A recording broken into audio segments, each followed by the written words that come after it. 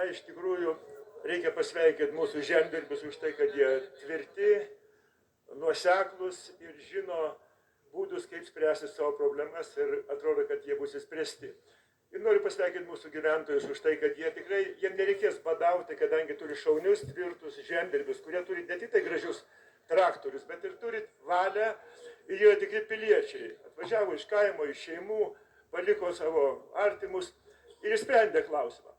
Bet nebūtų tokių dalykų, jeigu mes turėtumėm normalią vyriausybę ir toj vyriausybei nebūtų tokių padrikų jaunuolių, kurie ko gero prisivalgę saldainių ar ten prigėrę Red Bullio, tampa hiperaktyvūs ir vykdo be jokio, taip sakant, pagalvojimo Briuselio nurodymus, kur po to Briuselis jiems sako, nu jaunuoliai, jūs čia biškį persistengėt, nei nekilnojimo turto mokesčio nereikia skubėti kelti, nei tuo labiau šičia nereikia skubėti. Jūs vietoj pasitarkite, jūs galite spręsti klausimus vietoj, kokio vengiau jūs čia skubate. Aš suprantu, kaip ir komjaunimo laikais reikia raportuoti, vat mes tą padarėm, mes aną padarėm.